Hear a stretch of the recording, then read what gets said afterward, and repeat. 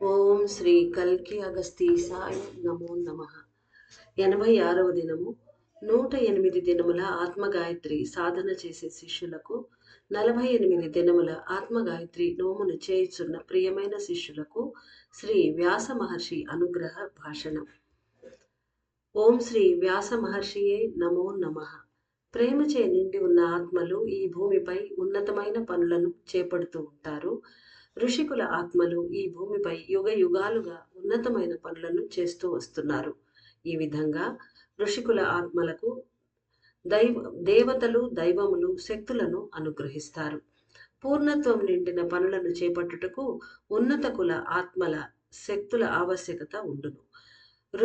ఋషికులములో ఉదయించి శ్రీ వ్యాసుడు అను పేరు కలిగిన నేను ఎటువంటి పనులను చేయుటకై ఈశ్వరునిచే నియమించబడ్డాను అని తెలుసుకొనండి.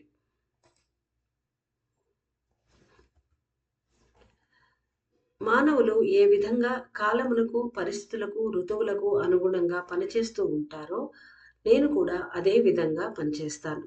శ్రీ వ్యాస మహర్షి అయిన నేను మొదట నా తత్వము, పనిచేయు శక్తి గురించియే వివరిస్తాను. అంతేకాక ప్రతి ఒక్క యుగ కాల అంగములో నా పని ఏ విధంగా మారుతూ ఉంటుంది అను దానిని గురించి కూడా తెలియచేస్తాను.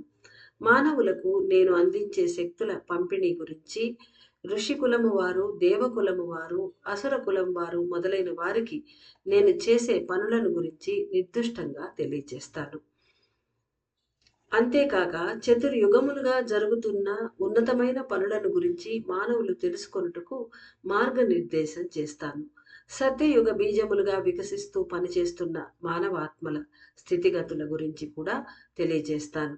మానవులు ఎందుకు ఋషులను స్తుతించి పూజించాలి అంటే ఉన్నత శక్తులను పొందుటకే. అనేక మంది మానవులు ఋషులకు నమస్కరించటం లేదు. అయితే ఋషులచే రూపొందించబడిన వేద శాస్త్రముల యొక్క ఆగమ నియమాల ప్రకారం జీవిస్తూ ఉంటారు. హోమములు, యాగములు, దేవతల పూజా విధానములు, ఇంకా ఇతర విధి విధానములు మొదలైనవి అన్నీ వేదముల ద్వారా ఋషులు రూపొందించిన ధార్మిక విధానములే అయి ఉన్నవి. మానవులు ఏ విధంగా దైవ పూజా విధులను అనుసరించినను, ఏ మంత్రోచ్చాటన చేసినను, లేదా ఎటువంటి విధి విధానములను స్వీకరించినను అవన్నీ ఋషులు రూపొందించిన జీవన విధానములే. కావున అందరూ జీవిస్తున్న జీవన విధానముల ద్వారానే ఋషులకు కృతజ్ఞతలు తెలుపుకుంటున్నారు అని అర్థం చేసుకోవాలి. మానవ జీవనం అనేది మార్పు చెందుతూనే ఉండును. అయినను చతుర్యుగములు అనబడు 4 యుగ కాల ఆరంభ స్థితిలో సత్యయుగము వికసించుచున్న సమయంలోనే ఋషికులము వారమైన మేము మానవ సమూహం ఎలా జీవించాలి అనే నియమ నిబంధనలను నిర్దిష్టంగా ఏర్పరుస్తాము. అంటే ఇప్పుడు 4 యుగాల ఆరంభ స్థితి ఇప్పుడు స్టార్ట్ అయినది. అంటే సత్యయుగం మొట్టమొదటిదైన 4 యుగాల్లో మొట్టమొదటిదైన సత్యయుగం స్టార్ట్ అవుతున్న సమయం కాబట్టి ఈ సమయంలోనే వాళ్ళు ఈ నియమ నిబంధనలు ఏర్పరచాలి అని చెప్తున్నారు. ఈ పనిని స్వీకరించి సమర్థవంతంగా నిర్వహించాలి అన్నది ఋషికులము వారికి ఈశ్వరుని ద్వారా విధింపబడిన ఆజ్ఞ అయి ఉన్నది. ఋషులలో భిన్నమైన శక్తులను కలిగిన వారు కూడా ఉన్నారు. అనేక మంది తమ తపోబలంతో ఉన్నతమైన వేదములను రూపొందించి ఉన్నారు. మరికొంతమంది ఋషులు రామాయణం, మహాభారతం వంటి ఇతిహాస గ్రంథాలను రచించి ఉన్నారు. శ్రీ మార్కండేయ మహర్షి రచించి అనుగ్రహించిన దేవి మహాత్మ్యం అను గ్రంథములో తెలిపిన విధముగానే ఈ సమయంలో దేవతలందరూ బిందువులో సంక్షేపిస్తున్నారు అన్న విషయాన్ని లోతుగా తెలుసుకోవాలి. నేను రచించి అనుగ్రహించిన మహాభారతం, భగవద్గీత, విష్ణు సహస్రనామ స్తోత్రము మొదలైనవి ఈ కలియుగ ఎల్ల వరకు ప్రయాణించి మానవ ఆత్మల ముక్తికి మార్గదర్శనం చేస్తున్నది. ఈ సమయంలో ఏ విధంగా అయితే మీరు నేను చెప్పేది వినగలుగుతున్నారో అదే విధంగా నేను కూడా శ్రీకృష్ణుని శక్తులను శ్రీకృష్ణుడే స్వయంగా చెప్పగా విని వ్రాసి భద్రపరిచాను. ఇక్కడ శక్తులను విన్నాను అన్నారు మహర్షి వేదవ్యాసుల వారు. అంటే ఆయన ఇచ్చే జ్ఞానమే శక్తి, అదే కాంతి అని మనం ప్రతి మెసేజ్లోనూ తెలుసుకుంటూ ఉన్నాం. కాబట్టి ఆయన ఇక్కడ శక్తి అనే ఒక పదం వేశారు. ఇప్పుడు మనం ఎలా అయితే మహర్షుల వారు చెప్పే మాటలను మనం వినగలుగుతున్నాము అంటే శక్తి ప్రసారం జరిగింది, వెలుగు ప్రసారం జరిగింది. మనం అంటే అమ్మ విన్నారు. అమ్మ ద్వారా మనం వింటున్నాం. అమ్మకి చెప్పినట్టుగా అనుకోవాలి. ఎలా అయితే మానవులు వినగలుగుతున్నారో అని ఆయన ఉద్దేశం. ఇప్పుడు జయంతి అమ్మ ఎలా అయితే వినగలుగుతున్నారో ఆ మహర్షుల వారు చెప్పేది, అదే విధంగా అప్పుడు శ్రీకృష్ణుడు చెప్పింది విని ఈయన మనకు భగవద్గీత అందించిన విషయాన్ని సూక్ష్మంగా చెప్తున్నారు. అదే విధంగా నేను కూడా శ్రీకృష్ణుని శక్తులను శ్రీకృష్ణుడే స్వయముగా చెప్పగా విని వ్రాసి భద్రపరిచాను. మహాభారత మధ్యలోనే కదా భగవద్గీత వచ్చేది. అది ఈశ్వరునిచే పుట్టించబడిన ఒక ఈశ్వరాంశ అయిన నేను ఈశ్వరుని ఆజ్ఞకు లోబడి దానికి దానికి వ్యతిరేకించక ఇంతవరకు పనిచేస్తూ వస్తున్నాను. అంటే ఈశ్వరాంశ అయిన ఈశ్వరునికి ఆజ్ఞకు లోబడి దాన్ని ఒక్కసారి కూడా పొల్లు పోకుండా ఆజ్ఞ యథాతథంగా పాటిస్తూ దానికి వ్యతిరేకంగా నడుచుకోకుండా ఇంతవరకు ఈ రోజుటి వరకు నేను పనిచేస్తున్నాను అంటున్నారు ఆయన. నా తత్వం అనేది యుగ కాలములకు అనుగుణంగా మానవ జీవితమును సమృద్ధిగా మార్చి అమర్చుటయే అయి ఉన్నది. మీకు తెలియకుండానే ఋషులు మీ జీవితాలను చెక్కి సరిచేయుటను లోతుగా పరిశీలించి తెలుసుకొనండి. అంటే వాళ్ళు మనల్ని ఒక శిల్పంలాగా చెక్కుతూ ఉన్నారు. మనకు తెలియదు అది. అంటే ఉదయం లేయంగానే ఇలా చెయ్యాలి, ఇలా చెయ్యాలి, ఇలా చెయ్యాలి. మనము మన లైఫ్ స్టైల్ అనేది వాళ్ళు ఏర్పాటు చేసింది. మనకే తెలియకుండానే మనం అవన్నీ చేస్తూ వస్తున్నాం. ఏ ఋషి చెప్పాడో, ఎప్పుడు చెప్పాడో మనకి ఏ విషయం తెలియదు. మన ఉదయాన్నే ఆ ఋషికి నమస్కరించడం కూడా లేదు. అయినా కూడా మన జీవితం అలానే నడిచిపోతూ ఉన్నది. అంటే వాళ్ళు మన జీవితాలని చెక్కి ఉన్నారు. నా తత్వం అన్నది మీరు భగవంతుని వైపుగా ముక్తి మార్గంలో ప్రయాణించుటకు కావలసిన విధి విధానాలను ఏర్పరచుటయే. మానవుల అంతర్ముఖ ప్రయాణానికి సరి అయిన మార్గమును ఏర్పరిచి కాంతివంతంగా రూపొందించుటయే నా ముఖ్యమైన పని అయి ఉన్నది. ఋషికులం వారి పని అన్నదే భగవంతునితో మానవులను అనుసంధానించేందుకై ఆగమ వేదములు అనబడు ప్రకాశవంతమైన కాంతి మార్గములను సృష్టించుటయే అయి ఉన్నది. ఒక ఆత్మ పరమాత్మ నుండి దూరమై విడిపడిపోయినచో అప్పటి నుండి దానిని కాపాడి భూమిపై అనేక జన్మలు తీసుకునేందుకై సహాయంగా ఉంటూ మరల పరమాత్మతో కలిపివేయుట అన్నది భగవంతుడు ఋషులకు ఇచ్చిన పని. అంటే ఋషులను సృష్టించినప్పుడు వాళ్ళకని ఒక పని, ప్రతి ఒక్కళ్ళకు ఒక పని ఉంటుంది. మనకి ఎలా అయితే మనం మన ఆత్మను తెలుసుకోవాలి. మన ఆత్మకి ఇచ్చిన పని ఏంటంటే పరమాత్మను తెలుసుకునే ముందర భూమిపై అన్ని అనుభవాలని పొంది ఆ అనుభవాలన్నింటినీ తీసుకొని ఫైనల్గా పరమాత్మను చేరాలి. ఇలా ఒక్కొక్కళ్ళకు ఒక్కొక్క పని ఉంటుంది. అలాగే ఋషులకు కూడా పని ఇచ్చున్నారు. ఏం పని అంటే ఒక ఆత్మ పరమాత్మ నుండి దూరమై విడిపడి వెళ్ళిపోతుంది అక్కడి నుంచి. అది ఎక్కడికి వెళ్ళి ఉన్న భూమి మీద వచ్చి అది అక్కడి నుంచి జన్మ తీసుకొని ఇలా దాని పని ఉంటుంది కదా. అక్కడి నుంచి విడిపడి దూరమైన రోజు నుంచి ఋషుల పని ఏంటంటే ఆ ఆత్మ కింద జన్మలు తీసుకొని భూమిపై పడి, అంటే ఇక్కడ మానవుల గురించి చెప్తున్నాడు. ఆత్మ అంటే మానవ ఆత్మను గురించి, జీవాత్మ గురించి చెప్తున్నారు. అప్పటి నుండి దాన్ని కాపాడి భూమిపై అనేక జన్మలు తీసుకునేందుకై సహాయంగా ఉంటూ, అంటే ఆ ఆత్మ జన్మ తీసుకోవడానికి కూడా కొంత సమయం పడుతుంది. అది అలా కింద వచ్చి జన్మ తీసుకునే సహాయపడే దానికి కూడా అక్కడి నుంచి స్టార్ట్ అవుతుంది వీళ్ళు ఋషులు మనతోటి ఉండడం అనేది. అంటే ఎంతగా మనకు ఋషులకు రుణపడి ఉన్నామో. అంటే అందుకే చెప్తారు తల్లి రుణం ఋషి రుణం తీర్చుకోలేము అనేది. అందుకే అన్నమాట తల్లి రుణంతో సమానంగా దీన్ని పోల్చారు వాళ్ళని. మన ఆత్మ ఇంకా భూమి మీదకి రాక ముందు నుంచి వాళ్ళ తోడు నీడగా ఉన్నారు మనకు. మరలా పరమాత్మతో కలిపివేయుట అన్ని జన్మలు తీసుకున్నాక ఇప్పుడు మళ్ళీ వచ్చారు వాళ్ళు. ప్రత్యక్షంగా వచ్చారు. ఇప్పుడు సూక్ష్మ రూపంలో పనిచేసే వాళ్ళు ఇప్పుడు ప్రత్యక్షంగా వచ్చి మనతో మాట్లాడుతూ గైడెన్స్ ఇస్తున్నారు. మరలా పరమాత్మతో కలిపివేయుట అన్నది భగవంతుడు ఋషులకు ఇచ్చిన పని. ప్రతి ఒక్క మానవ ఆత్మయు తమ జీవిత కాలంలో సేకరించే ఆత్మ అనుభవములే ఒక మనిషిని ఋషికుల ఆత్మగా ఎదిగేలా చేయుచున్నది. అంటే అతను తీసుకునే ఆ అనుభవాలు, ఆ ఆత్మ తీసుకునే అనుభవాలు ఎంత ఉన్నత స్థాయిగా ఉంటే అంతగా వాళ్ళు ఋషికుల ఆత్మగా ఎదిగే విధంగా చేస్తూ ఉన్నది అని. ఏ అనుభవం లేకుండా ఆత్మ మళ్ళీ అది ఆ శరీరం చనిపోతే మళ్ళీ వస్తూ ఉంటుంది జన్మకు అన్నమాట.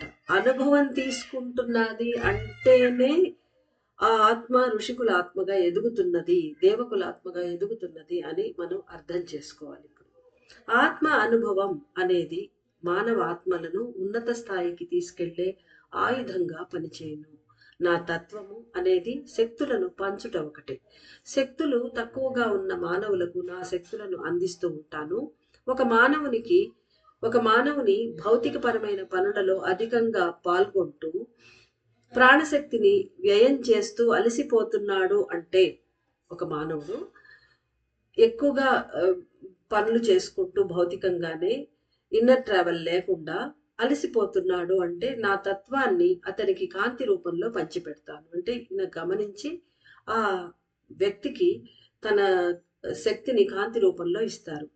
వెంటనే ఆ మానవుడు భగవంతునిలో లయం చెందగలడు. ఇక్కడ లయం చెందగలడు అంటే పూర్తిగా లీనమైపోయి వెళ్ళిపోయి ముక్తి పొందాడని కాదు. ఇంకా భగవత్ సేవలో ఉంటూ భగవంతుని మీద ప్రీతితో ఉండడం, అలా ఆయనతో లయం చెంది అనుసంధానంతో బతుకుతూ ఉండడం స్టార్ట్ అయిపోతుంది అతనిలో. దైవ సంబంధిత కార్యములను తీవ్రంగా చేయనారంభిస్తాడు. దానివలన అతని ఆత్మశక్తులు పెరుగగలవు, ప్రాణశక్తి వృద్ధి చెందును.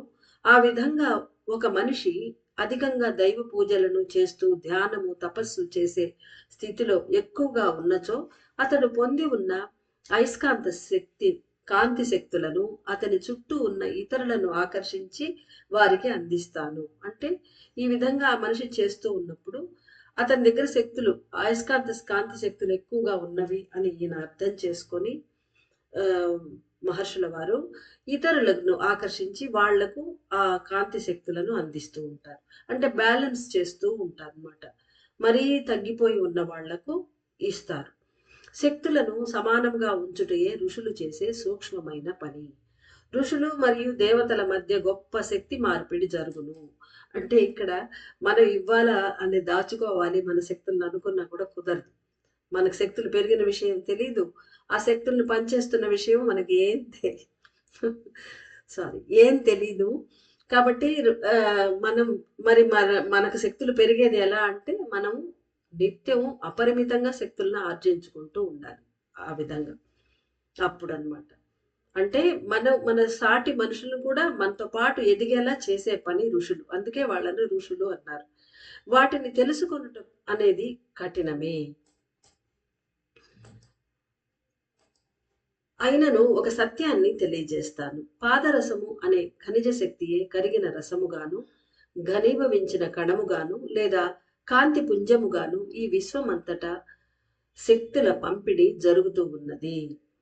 అంటే పాదరసం అనే ఖనిజ శక్తి కరిగిన రసంగా, ఘనీభవించిన కణంగా లేదా కాంతి పుంజంగా ఈ విధంగా ఈ విశ్వమంతటా ఈ శక్తుల పంపిణీ అనేది జరుగుతూ ఉన్నది. ఉన్నత కుల ఆత్మలే ఉన్నతమైన పనులు చేయుచున్నవి. శక్తులు అధికంగా చేరి ఉన్న చోటు నుండి శక్తులను స్వీకరించి శక్తి క్షీణించి ఉన్న చోటుకు వాటిని సరఫరా చేయుటయే ఋషికులము వారి పని అయి ఉన్నది. ఈ సమయంలో కలియుగ ఆఖరు సమయంలో సత్యయుగ వికాస ప్రారంభ దశలో అంటే ఈ సమయంలో ఈ కలియుగ ఆఖరుకు వచ్చాం మనం. ఆ సమయంలో సత్యయుగ వికాసం స్టార్ట్ కూడా అయినది. ఆ దశలో నా పని అనేది ఒక సత్యయుగ వాసికి ఉన్నతమైన భావనలను ప్రేరేపించుటయే అయి ఉన్నది. ఒక సత్యయుగ వాసిలో ఉన్నతమైన భావాలను ప్రేరేపించుట అన్నదే నా పని అంటున్నారు వ్యాస మహర్షుల వారు. శ్రీచక్ర ధ్యాన సాధన చేసే మానవ ఆత్మల శిరసులలో నేను కాంతిగా కరిగిన రసముగా నిలిచి పనిచేస్తాను. వెలుపల శక్తుల మార్పుడులు జరిగినట్లుగా నేను లోపల కూడా చేస్తాను. అంటే వెలుపల మన శక్తులు ఎక్కువైనప్పుడు బయట మనుషులకు పంచడం, ఇలాంటి పనులను సమానంగా చేయటం, ఇవే కాక ఈయన లోపల అంటే ప్రతి ఒక్క వ్యక్తి శిరస్సు లోపల మన ఇప్పుడు ప్రస్తుతం శ్రీచక్ర ధ్యాన సాధన చేసే మన ఆత్మల ఆ వ్యక్తుల శిరస్సులలో ఈయన కరిగిన కాంతి రసముగా నిలిచి పనిచేస్తాను అంటున్నారు. మీ శిరస్సు లోపల శక్తులుగా వికసించి నిలిచి పనిచేస్తాను. నా పని అన్నది భావనా స్థితులను పెంచి బుద్ధిని మార్చివేసి భావనగా రూపొందించుటయే అయి ఉన్నది. ఈశ్వరుడు అగస్తీశ్వరుడు నాకు అప్పగించిన పని అన్నది సత్యయుగ వాసులుగా వికసించుచున్న ఆత్మలలో ప్రేమ కరుణ పెంచుటయే అయి ఉన్నది. కావున మీ శిరస్సులలో కరిగిన కాంతిగా కలిసిపోయిన నేను ఈ సమయం నుండి మహా గొప్ప కదలికను చేపట్టబోతాను. ఒకటి, ఈయన శిరస్సు లోపల కరిగి కాంతిగా పనిచేస్తానన్నారు. ఆ తర్వాత శక్తులుగా వికసించి కూడా పనిచేస్తాను అంటున్నారు. అది ఏంటి అనేది మనకు తెలీదు. శక్తులుగా వికసించడం శివుడు వికసించేది మట్టుకే మనకు తెలుసు. వ్యాసుల వారు ఎలా వికసించి పనిచేస్తారో మనకు తెలియదు. కాబట్టి ఇప్పుడు ప్రస్తుతానికి ప్రేమ కరుణను పెంచమని ఈశ్వరుడు అగస్తీశ్వరుడు ఈయనకు చెప్పున్నారు మనలో. కాబట్టి ఆ పని చేస్తారు. మహా గొప్ప కదలికను చేపట్టబోతున్నాను అన్నారు. మీ బుద్ధి అణువులను మార్చివేసి భావన అణువులుగా రూపొందిస్తాను. ప్రతికూల అణువులను కరిగించి అంటే ఎలక్ట్రాన్స్ ని రసవాద కార్యము చేస్తాను. అంటే సర్టన్ ఆల్కెమీ ఈ ప్రక్రియని మన లోపల మహర్షుల వారు చేయబోతున్నారు. స్వర్ణ మరియు తామ్ర శక్తులచే ఏర్పడు ప్రతికూల అణువులను అనగా ఎలక్ట్రాన్స్ ని కరిగించి పాదరసము మరియు వెండి శక్తులచే నిండి ఉన్న సానుకూల అణువులుగా రూపొందిస్తాను. అంటే ఇదే ఆల్కెమీ అన్నమాట. ఏదైతే బంగారు కాపరు ఈ రెండు శక్తులు ఉన్నాయి కదా, వీటిని పాదరసము వెండి శక్తులుగా మారుస్తారు లోపల. అది లోపల చేస్తారు. ఎంత సటల్ గా బయట అయితే ఏం చేస్తారు వాళ్ళు, సటన్ జడీ బూటీలు అవన్నీ పెట్టి ఏవో కెమికల్స్ అవన్నీ చెట్ల నుంచి వాటిని సేకరించి వాటితోటి చేస్తారు వాళ్ళు. స్వర్ణాన్ని పాదరసంగా మార్చేది అవన్నీ ఆల్కమీ ప్రక్రియలు ఉన్నాయి. రసవాదం అంటారు దాన్ని. కానీ లోపల ఎలా చేస్తారనేది చాలా అద్భుతమైన మహా అద్భుతమైన విషయము. కాబట్టి స్వర్ణ తామ్ర శక్తులచే ఏర్పడే ప్రతికూల అణువులను వాటిని కరిగించేసి పాదరసం మరియు వెండి శక్తులచే నిండి ఉన్న సానుకూల అణువులుగా అంటే ప్రోటాన్స్ గా మార్చేస్తాను అంటున్నారు ఆయన. నా తండ్రి అయిన శ్రీ పరాశర మహర్షి మీకు అనుగ్రహించిన శివలోకపు నీటి మూలకాలు మీరు స్వీకరించి ఉన్న కారణాన వాటి సహాయంతో నేను రసవాదం అనే ప్రక్రియను చేస్తాను. అంటే నిన్న బీజం వేసేశారు పరాశర మహర్షి మనకు. ఆ శివలోకపు నీటి మూలకాలు ఆ మాలిక్యూల్స్ ఏవైతే ఉన్నాయో అవి మనకి ఇచ్చున్నారు. ఆ శక్తులను ఆదిశక్తి ఆదిశివుని నిండినటువంటి ఆ నీటి మూలకాలను మనకు తీర్థంగా ఇచ్చున్నారు నిన్న పరాశర మహర్షి సూక్ష్మ రూపంలో. వాటి సహాయంతో ఇప్పుడు తీసుకొని ఈయన అంటే జడిబూటీలు ఎలా వస్తాయి అనుకున్నాం కదా, ఇలా వస్తాయన్నమాట. పరాశర మహర్షి అందించున్నారు ఆల్రెడీ ఆ నీళ్ల ద్వారా. సో ఇక్కడ లోపల రసవాదం అనే ప్రక్రియను మహర్షి గారు చేస్తారు. ఇవన్నీ మీ శిరస్సులో 1 లేదా 2 మండల కాలముల వరకు జరుగుతూ ఉండును. అంటే 48 days లో ముగించవచ్చు, లేదా 96 రోజులు కూడా పట్టవచ్చు ఈ రసవాద ప్రక్రియ మన శిరస్సులో అంటున్నారు మహర్షుల వారు. బుద్ధి అణువులన్నీ భావన అణువులుగా రూపొందును.